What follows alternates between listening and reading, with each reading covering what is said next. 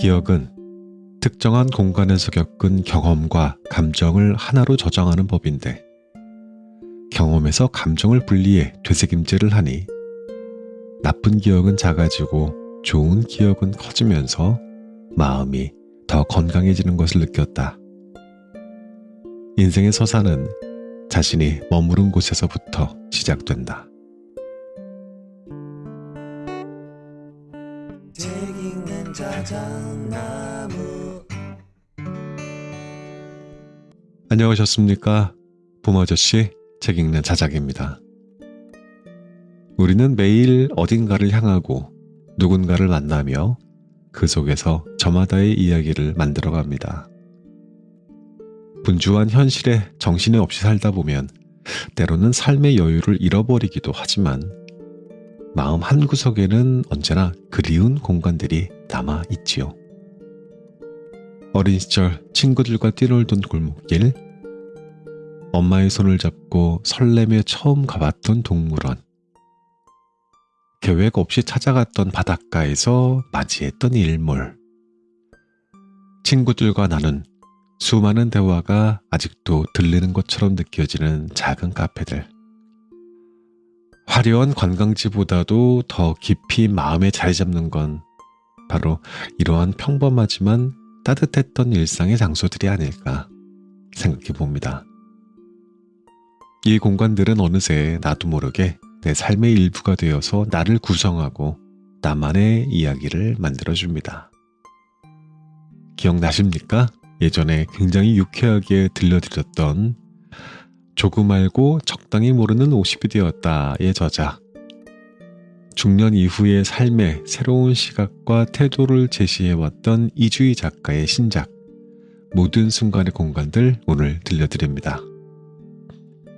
이번 책에서 작가는 자신의 삶을 채워왔던 24곳의 공간에서 발견한 특별한 의미와 삶의 가치를 나누고 있습니다. 이 책 모든 순간의 공간들은 단순히 과거를 그리워만 하는 에세이가 아니라 공간이라는 일상의 무대에서 자신을 재발견하고 앞으로 살아갈 일상에 힘을 주는 여정을 담고 있습니다.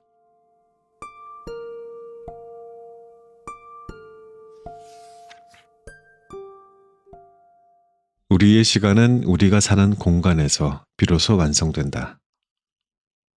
고로고로한 주택이 레고 블록처럼 열을 지은 주택가. 고개만 들면 북한산이 울려다 보이는 서울의 강북에서 나고 자랐다. 금빛 논과 밭, 과실나무, 이름 모를 들꽃들이 풍경의 주인이 되는 곳은 아니었지만 철제 대문이 마주한 골목길에서 고무줄 놀이나 구슬치기, 딱재치기를 하며 놀았고 장미가 지천으로 핀 농원에 숨어들어 그 진한 향을 온몸에 감고 술래잡기를 했다. 허름한 목욕탕, 눅눅한 동시상영관, 고열만 나면 달려가던 작은 의원, 동네 여인들의 머리 모양을 하나로 통일해 주던 미용실, 들과 바다의 생명체들이 동창회를 하던 골목시장을 이리저리 뛰어다녔다. 채도 낮은 도시에서도 봄, 여름, 가을, 겨울은 제법 화려한 풍경어를 만들었고 짙은 향수를 남겼다. 띄엄띄엄 어렴풋한 장면들이 남아있는 그곳, 그 시간의 추억이 없었다면 살아가며 불쑥불쑥 고개를 드는 이기심을 잠재울 그 어떠한 순수함도 얻지 못했을 것이다. 내가 머물렀던 그 모든 곳은 가족, 이웃, 친구들처럼 따뜻하고 푹신한 촉감으로, 구수한 향으로, 잔잔한 노랫소리로, 아련한 실루엣으로 남아있다. 손에 묻은 흙을 털어내며 나는 학교에 갔고 좁은 골목을 떠나 아파트로 이사했다. 친구들과 구불구불한 기차역을 따라 더 먼 곳에 있는 산과 바다를 보러 떠났고 국경을 넘어 다른 세상으로 나아갔다. 회사원이 되어서는 시내 한복판의 사각 빌딩에서 일하고 뒷골목의 노포에서 먹고 마시며 일하는 기쁨과 좌절에 대해 떠들어댔다. 소중한 이의 결혼식장에서는 그들의 새로운 출발을 응원했고, 장례식장에서는 누군가의 삶의 끝을 목격하며 애잔한 마음을 달래기도 했다. 나의 삶은 대개 그렇게 흘렀다. 사회의 적극적인 역할에서 발을 떼면서 사회로 향했던 그 길을 되돌아 나의 마을로 돌아왔다. 지금은 고개만 들면 온통 아파트, 학교, 마트가 보이는 곳에 살지만 여전히 어리숙하고 불완전한 나는 건물 틈 사이의 시장으로, 카페로, 수선집으로, 텃밭으로, 도서관으로, 스포츠센터로, 미술관으로 부지런히 몸을 움직인다. 그곳에서 나의 필요를, 욕망을, 의도를, 그리고 일상을 완성해 가고 있다. 그러니까 우리는 매일 어딘가에 가서 누군가를 만나고 그곳에서의 경험을 간직한 채 돌아온다. 돌이켜보니 태어나 자라고 성장한 모든 곳에서의 경험과 시간이 내가 존재하는 방식이었고, 타인과 연결되는 창고이자 무대였으며 우리를 하나로 엮고 기억하는 이유가 됐다. 발길이 닿은 곳에서 직접 체득한 감각들은 깨끗하고 선명하게 남아있고, 우리 이 시간은 그렇게 우리가 사는 공간에서 비로소 완성된다. 그러다 코로나19 팬데믹으로 인해 일상에 큰 변화가 찾아왔다. 어느 날부터 당연히 드나들던 곳을 갈 수 없게 되었다. 밥을 먹고 차를 마시고 장을 보고 목욕을 하고 머리 모양을 다듬는 등 숨쉬는 것처럼 하던 일을 할 수 없었다. 공간이 없는 시간은 정체하고 기억에 공백을 남겼다. 일상의 장소, 공간이 얼마나 소중한지, 그곳이 얼마나 많은 것을 나에게 알려주었는지 깨우치는 시간이었다. 나는 다시 문을 열고 밖으로 나간다. 오늘 내가 가는 그곳이 따스할지, 세찬 폭풍우가 칠지, 대지를 식혀줄 단비가 내릴지, 더위를 식혀줄 산들바람이 불지는 알 수 없다. 흉흉한 범죄 소식이 내 마을 앞까지 침범할지, 가시돋친 장미 넝쿨 사이로 마을 축제가 열릴지도 알 수 없다. 하지만 나는 오늘도 문을 열고 나아가 누군가를 만나고 그곳에서 또 하나의 경험을 듣고 돌아올 것이다. 집에만 머물렀다면 결코 배우지 못했을 소중한 것들을 주머니에 넣을 것이다.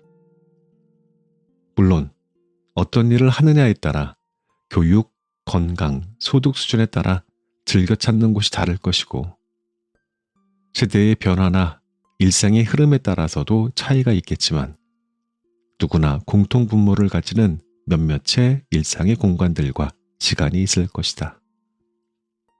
이 책은 그런 곳에서의 추억과 경험, 그곳에서 만난 사람들과의 관계를 통해 삶의 의미를 되새기고 다시 세상을 향해 힘차게 나아가고자 하는 다짐을 담았다. 특정한 공간에서의 특정한 경험은 때로는 인생 전체보다 더 서사적이어서 하나씩 꺼내어 살피다 보니 더 확장된 나를 만날 수 있었다. 어떤 기억은 단단한 박음질로, 어떤 장소는 성긴 홀치기로 남아 있었지만 그 모두가 나를 지탱하는 대들보임을, 나라는 옷을 지은 재료임을 깨달으니 그 모든 시간과 공간에 감사하다. 물론 같은 장소와 공간에서의 경험이라도 대상, 사건, 시간의 속도에 따라 차이가 있을 것이고, 각자의 지식, 감정, 정신으로 재편집되니 서로가 기억하는 서사에는 다소의 오차가 있을지 모른다. 그런데 그러면 또 어떠랴? 그런 소소한 편차를 공유하며 우리는 한 세대를 살아낸 동지로 연대할 것이고 함께 미래의 가능성을 만들어갈 것이다.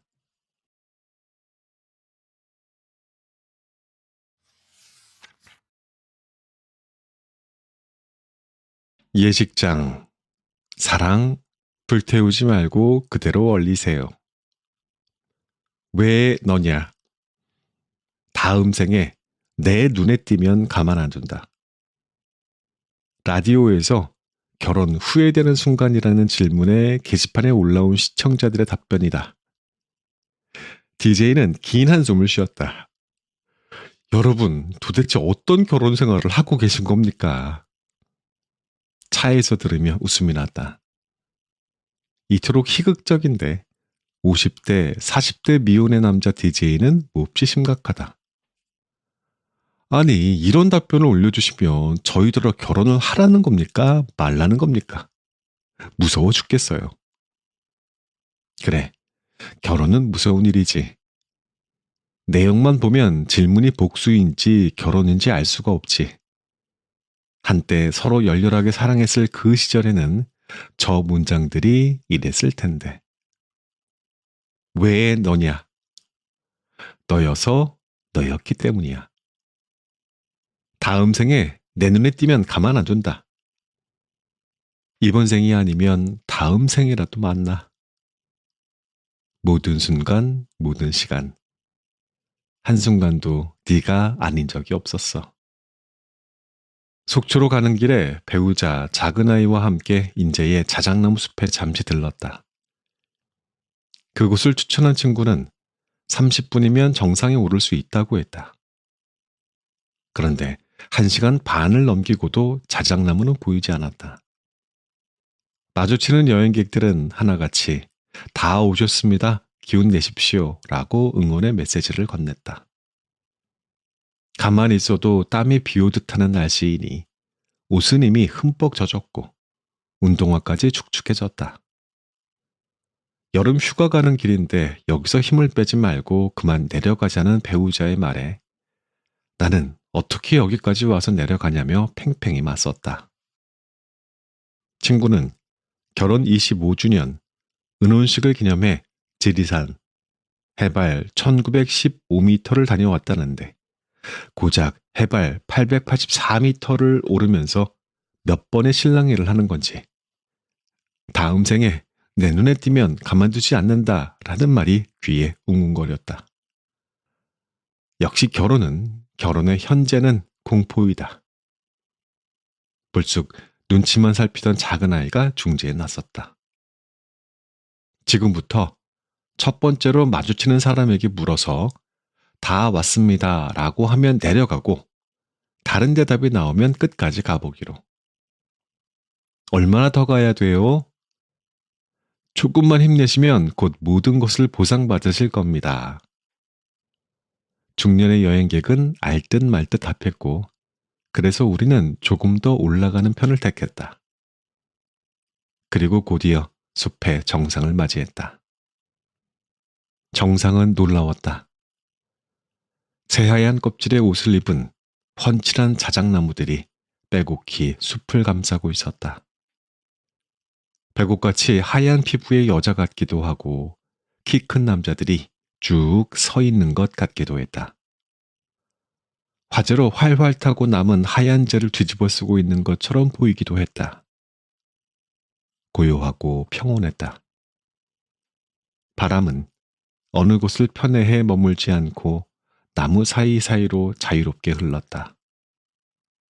넘치는 보상에 중간에 하산했으면 어쩔 뻔했을지 안도의 숨을 내쉬며 가슴을 쓸어내렸다. 코로나의 긴 터널을 통과할 즈음 결혼식에 초대받았다. 팬데믹과 절차 간소화로 대개 모바일 청첩장으로 가름하는데 혼주인 옛 회사 상사는 식사를 대접하며 종이 청첩장을 전했다. 30여 년 전 아빠 회사 야유회에 따라왔던 모습이 선한데 그 아이가 벌써 결혼이라니 시간이 번지 점프를 한 건가. 예식장은 신랑 신부의 친구와 회사 동료들로 활기가 넘쳤다. 우리 무리는 그 중간쯤에 앉아 여유롭게 결혼식을 관망했다. 20대에는 친구 결혼 준비를 도와주거나 뒤풀이에 참석하느라고 바빴고 30대에는 참석하지 못한 동료와 친구를 대신해 축의금을 전달하느라 바빴다. 40대에는 늦둥이 아이를 돌보느라 결혼식에 참석하지 못해 마음이 불편했는데 요즘은 맡은 역할도 딱히 없고 시간도 여유로워 한 발자국 멀리서 결혼식을 즐긴다. 나의 사정은 그러한데 요즘 예식장은 그렇지 않았다. 분위기나 진행 방식은 예전보다 노련해졌지만 지하철에 사람들을 우겨 넣는 것처럼 결혼식을 찍어냈다. 예식 사이 간격이 불과 30분인 경우도 있었는데 몇 분 늦게 도착해 예식을 보다가 다른 이의 결혼식인 것을 알고 어찌나 당황했는지. 혼주의 초대로 참석하는 결혼식의 대부분이니 신랑 신부의 얼굴은 낯설고 이미 입장해 등을 돌리고 앉은 혼주를 알아보기는 쉽지 않다. 함께 앉은 옛 동료가 예식장이 혼잡해진 이유를 알려주었다. 서울 25개 자치구 중 6개의 자치구에서 예식장이 없다는 것이다. 그래서 남아있는 예식장이 몰리고 코로나로 미룬 예식까지 한꺼번에 치르느라 그렇다고 했다. 비혼, 저출산의 위험을 알리는 기사와는 달리 결혼하는 청년들이 증가하는 긍정적인 신호로 생각했는데 그런 사정이 있을 줄이야. 결혼식은 차분히 진행되었다. 신랑의 아버지가 주례로 나섰는데 아이와의 추억, 결혼의 의미, 삶의 자세 등 직접 쓴 말들이 현실감 있게 마음에 닿았다. 기쁠 때나 슬플 때나 함께하기로 서약했던 선배, 동료, 그리고 후배마저 어느덧 혼주가 되는 나이가 되었으니 아무 생각 없이 참석하던 결혼식이 달리 보인다. 뒤에서 지켜만 보던 제사의 과정을 제대로 익혀야겠다고 느끼던 어느 날의 마음과 같으려나.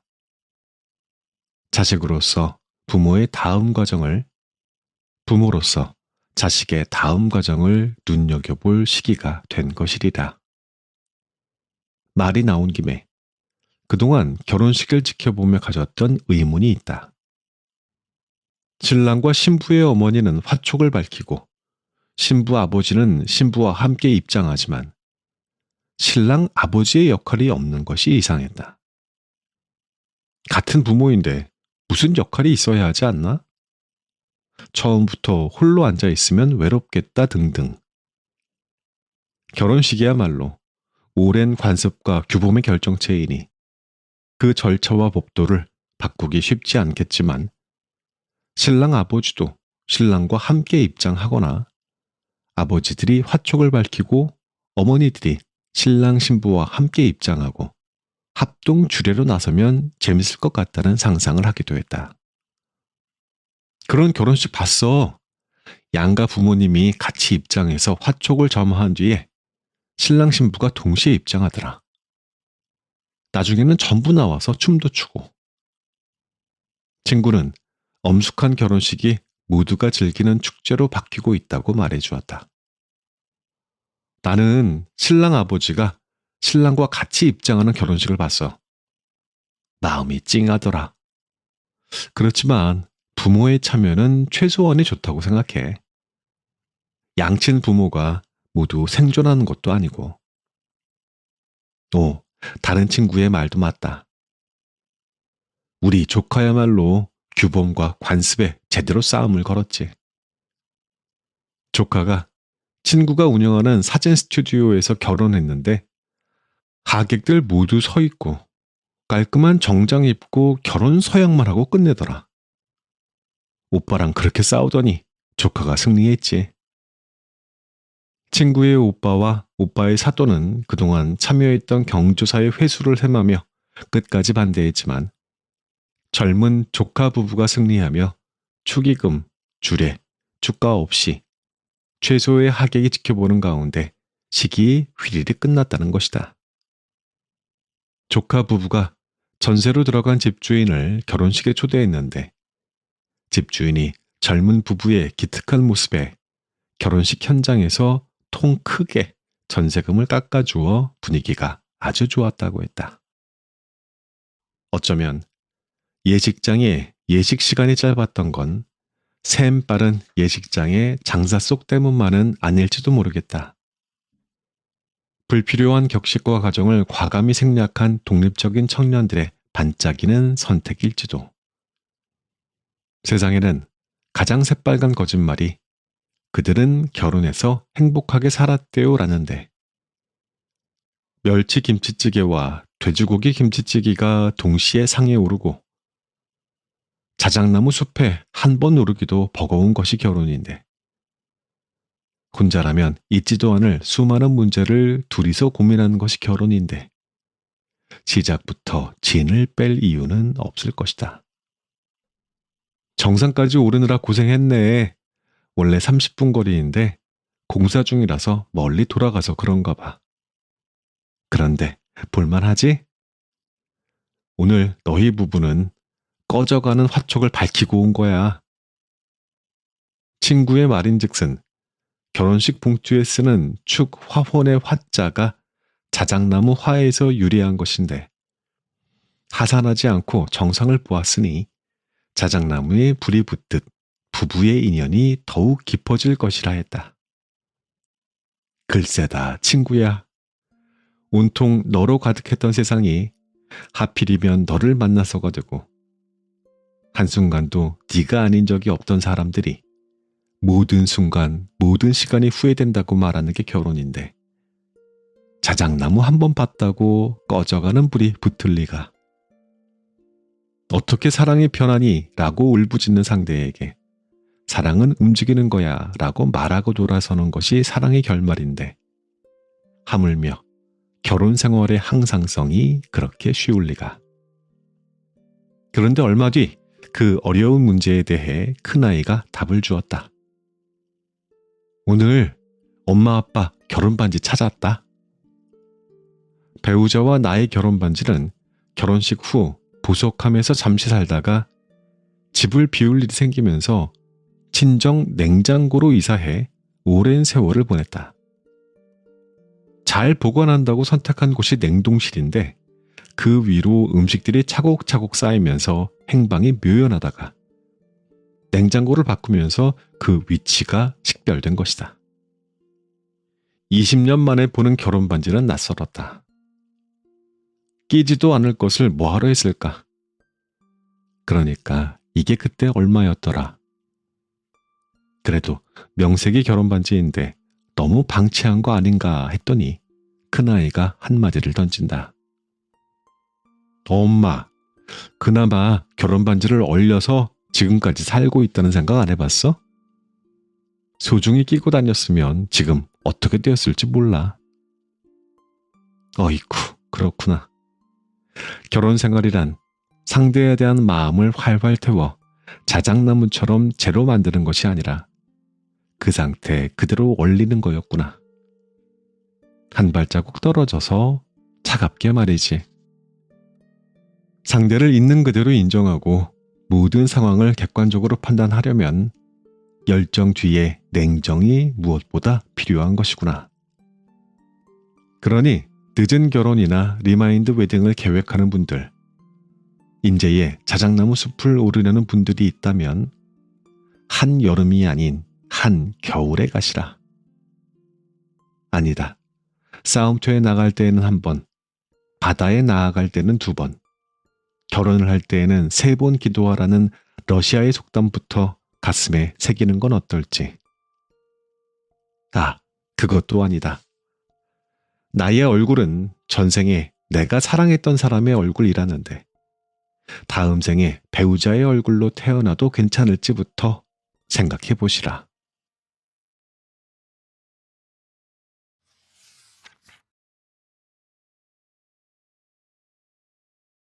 장례식장. 식혜와 춘삼이가 답을 줄 것이다. 꽁꽁 얼어있던 만물이 녹는 봄이 오면 개화 소식과 함께 어르신들의 부고 문자가 날아든다. 이미 우리나라는 사망률이 출생률을 역전한 상태고, 나의 생애 주기를 고려할 때 출생보다는 사망 소식을 접하는 게 자연스러운 일이겠지만 2월이 되면 부쩍 그 횟수가 잦다. 장례식장이 20년 전보다 2배로 늘었다는 기사를 읽었다. 장례식장은 대표적인 혐오시설로 주민의 동의 등 설립 절차가 까다로워 다른 시설에 비해 쉽게 증가하기 힘든 데에도 그렇다고 한다. 결혼식을 올렸던 곳이 장례식장이 되었다며 전후 사진이 올라오기도 한다. 사회에서 죽고 있는 사람, 죽을 사람이 많다는 얘기다. 호상인 거지? 그렇다고 봐야죠. 건강히 사시다가 편하게 가셨으니. 상주는 문상객의 질문에 잠깐 생각하는 얼굴이 되더니 그렇게 답했다. 호상. 복을 누리고 오래 산 사람의 상사를 뜻한다고 한다. 별다른 지병 없이 평균 수명 이상 장수하다가 잠자듯이 자연사하는 경우를 말하는데 대개 8에서 90년 이상 살다가 죽음을 맞이했다면 호상이라고 부른다. 그런데 누가 호상을 규정할 것인가? 본인이 죽어버렸는데 자식인들, 부모인들, 주변인 그 누가 당사자가 건강하고 행복하게 살다가 죽었는지 아닌지를 판단할 수 있을까? 한 사람의 삶을 어떻게 물리적인 시간, 객관적인 건강 상태, 부, 명예, 권력 등의 성취 기준으로 판단할 수 있을까? 누군가의 죽음에 호상이라는 말을 쓰는 건 살아있는 사람들의 섣부른 위안 아닐까? 호상이라는 말은 함부로 쓰면 안 될 것 같은데. 나는 왁자지껄한 문상객들을 보며 괜히 부하가 나 함께 조문간 사람들에게 성을 내고 말았다. 이게 무슨 말이야? 본인상? 회사 게시판에는 경조사를 공유하는 메뉴가 있었다. 여간해서는 들어가지 않는데 그날따라 제일 위에 뜬 공지를 보았다. 대개는 모친상, 부친상, 빙부상, 빙모상이라는 소제목이 붙는데 본인상이라니.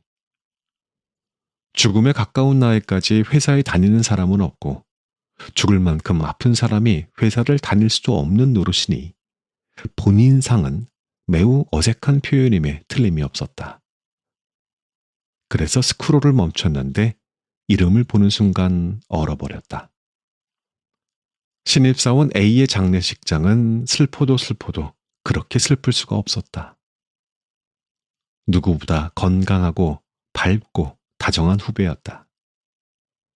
그는 그룹 신입사원 하계 수련대회에서 회사가 퍼포먼스 대상을 받는데 주된 역할을 할 만큼 적극적이었다. A는 수술하고 복직하면서 곧 완치될 거라고 패기 있게 말했다. 다시 입원했다는 소식을 들었는데 한 달도 안 되어 본인상을 알린 거다. 장례식장은 친구들과 선배, 회사 동기, 상사로 꽤 복잡했지만 그 어떤 이야기 소리도, 음식을 먹는 소리도, 술을 따른 소리도 들리지 않았다. 청년의 장례식장은 슬프고 무거웠다. 부모님이 돌아가셨을 때를 천붕이라 하고 자식이 부모보다 먼저 떠나는 것을 참척이라고 한다. 천붕은 하늘이 무너지는 슬픔, 참척은 참혹한 슬픔이라는 뜻이다. 부모의 죽음도 죽음이지만 부모보다 늦게 세상에 온 자식이 부모를 앞서는 건 슬픔을 넘어 깊은 고통이다. 73세로 비교적 장수한 정약용도 자녀 9명 중 6명을 먼저 잃었다. 조선시대에 이러한 비극은 흔했다지만 6자식의 묘비명을 일일이 지으며 얼마나 고통스러웠을까. 사회적 지위와 직업을 막론하고 자식을 앞세운 부모들의 얼굴에는 슬픔이 어둠처럼 깔려있다. 눈으로 확인할 수 있는 죽음도 그러할진데 사고로 부모와 자식을 잃고 그 시신을 찾지 못해 장례조차 치를 수 없었던 혹은 운전하지 못한 시신으로 장례를 치러야 했던 사람들의 심정은 어떠할까? 살면서 너무 많은 비극을 본다. 백화점과 다리가 무너지고 수련원과 지하철에서 불이 나고 배가 침몰하고 거리에서 사람이 죽는다. 우리나라뿐만이 아니다. 세계 곳곳에서 굶어 죽고 전쟁으로 죽고 쓰나미로 죽고 지진으로 죽고 각종 범죄로 죽는다. 제 명을 살지 못하고 부모보다 앞서는 자식들을 뜻하지 않게 부모를 잃고 살아가는 사람들을 본다. 우운 나라를 들썩이게 했던 불행은 이내 잊히고 다른 불행이 얼굴을 바꿔가며 찾아온다. 단식은 잦고 애도는 짧고 출구는 그 끝을 알 수 없게 복잡해졌다. 사람들은 타인의 아픔을 길로 만들지 못하고 미로에 갇혀 왔던 길로 다시 돌아간다. 어쩌다가 비극이 흔한 일이 된 것인지, 그리고 그 불행이 나를 비껴간 것에 대해 언제까지 안도해야 하는 건지. 그래, 평균 수명 이상으로 장수하다가 잠자듯이 자연사하는 것이야말로 축복받은 죽음이구나. 호상이구나. 그냥 기억하는 거예요. 우리끼리도 자주 보지 못하니까 기일에 맞춰서 서로 얼굴 보고 그 시절을 이야기하는 거죠. 후배는 20년째 친구의 기일에 휴가를 낸다. 그는 꽃 같은 청춘에 사고로 생을 달리한 친구가 잠든 곳에서 친구들과 하룻밤을 묵고 온다. 먹고 사느라 바빠서 평소에는 까맣게 잊고 살지만 그날만큼은 살 만큼 살아내지 못하고 떠난 친구를 온전히 애도한다고 했다. 사람이 죽으면 두 차례에 걸쳐 매장에서 첫 번째 장례에서 마지막 장례까지 2년에서 10년이 걸린다는 인도네시아 보르네오 섬의 다약족처럼 후배는 이미 죽은 자들의 세계로 간 친구를 오랫동안 묻지 못하는 것 같았다. 뭐? 20년? 소설 같은 얘기네. 친구는 매년 꽃피는 봄이 오면 지상으로 내려와 친구들과 한잔 하고 가겠구나. 산 사람들끼리도 그렇게 보지 못하는데 친구가 좋아하겠다. 언제까지 할 생각인데? 뭐 언제까지라는 약속은 없어요. 우리들도 하나 둘씩 갈 거고 마지막 남은 사람이 마지막으로 다녀오겠죠. 사는 건 누구나 죽음에 가까워지는 일이지만 예고 없이 속도를 높여 떠난 이에게는 야속한 마음마저 든다. 같은 부서에서 근무했던 동료 B의 갑작스러운 비보에도 그랬다. 지난 명절에 안부를 나누고 함께 차를 마시고 다음의 만남을 기약했는데 한동안 멍했다. 이게 무슨 일인가 싶어 말이 나오지 않았다. 장례식장에는 옛 직장 동료들 모두 어리둥절한 얼굴로 앉아 있었다. 며칠 뒤 운동하기로 약속한 이도 있고 전날 밤에 농담 섞은 통화를 나눈 이도 있고 계절이 바뀔 때 캠핑하자는 계획을 세운 이도 있고 업무적으로 도움을 요청한 이도 있었다.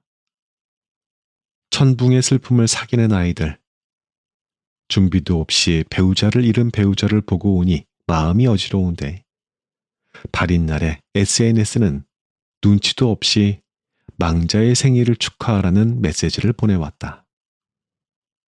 태어난 날에 발인이라니 이 무슨 말도 안 되는 우연인 건지. 그의 담벼락에는 친구, 동료, 선후배들의 글이 올라왔다. 형, 생일인데 잘 가요. 아프지 말고.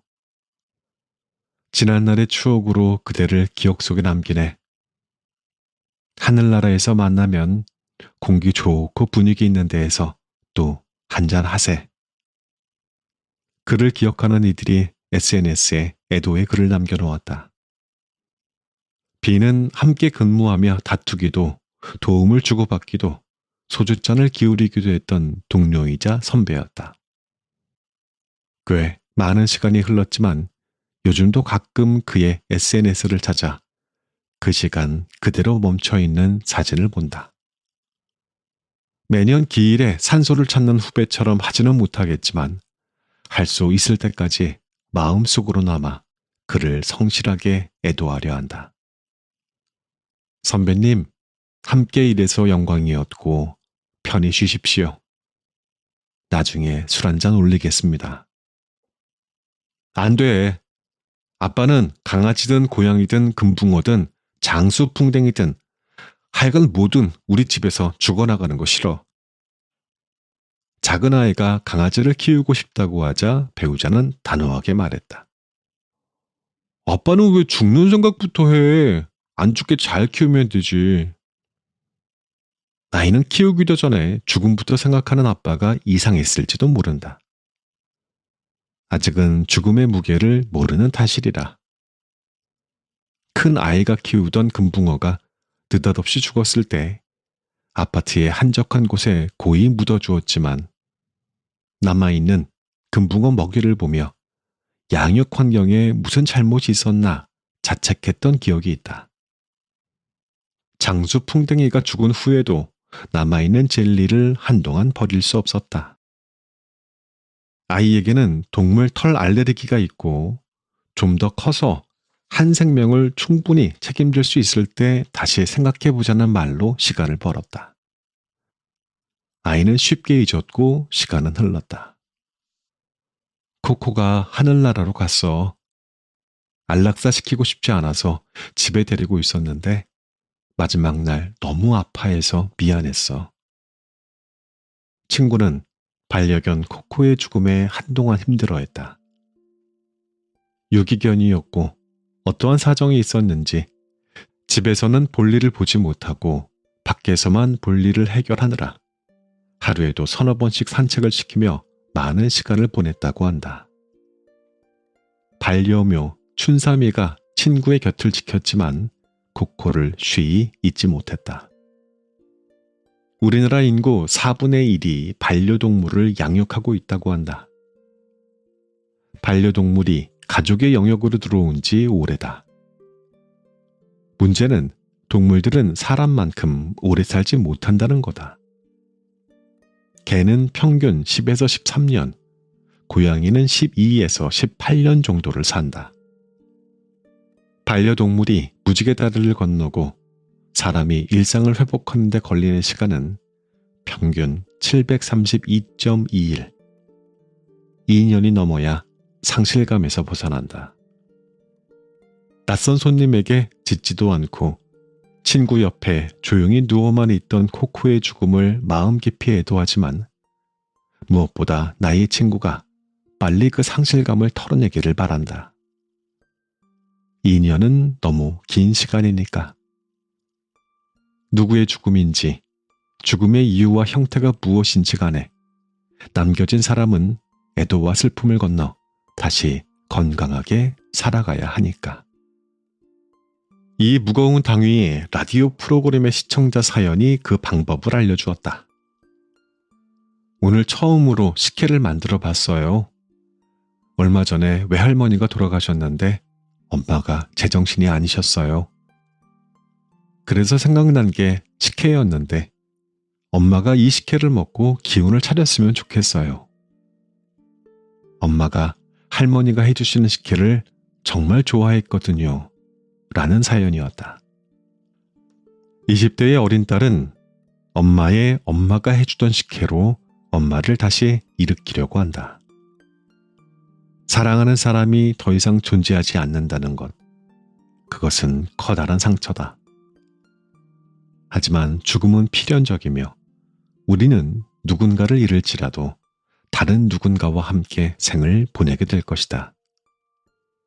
상실의 슬픔은 우리를 성숙하게 하고 남아있는 주위 사람들의 소중함을 깨닫게 해준다. 세상의 모든 죽음은 이렇게 극복되는 것이리라. 코코 대신 친구 곁을 지키고 있는 춘삼이가 그 답을 줄 것이다.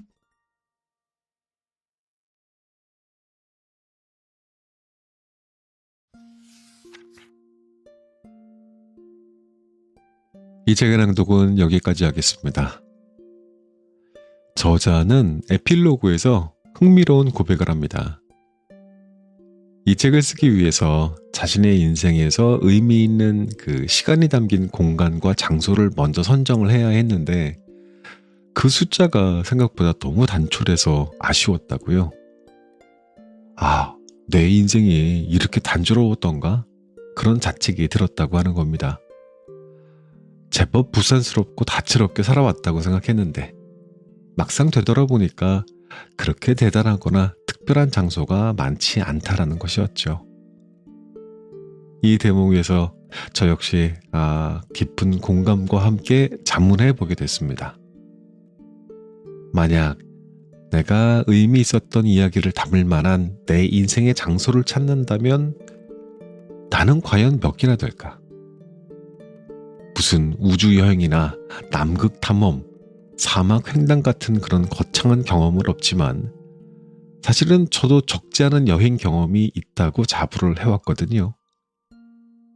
그런데 정작 내 영혼에 각인된 진정으로 내 인생의 공간이라고 부를 만한 곳을 생각해 보니까 생각보다는 의외로 평범한 장소들만 떠오르더라고요.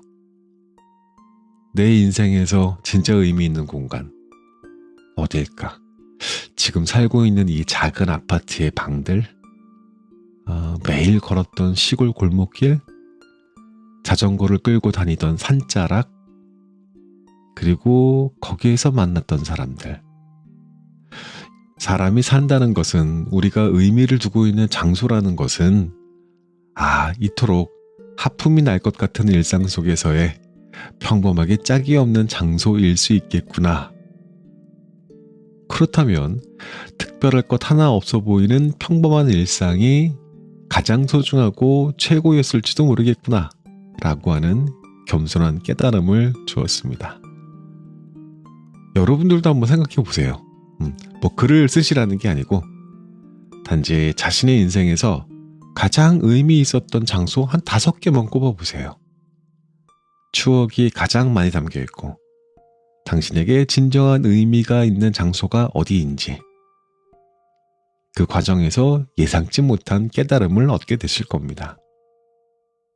결국 저처럼 위대한 여정보다는 사소한 일상의 장소를 손가락에 꼽으실 것이라 확신하면서 그래도 지금보다는 그런 장소가 좀 더 많아졌으면 해서 오늘도 새로운 장소를 탐방하러 조금 더 멀리 옆 동네 마실 한번 나가봐야겠습니다.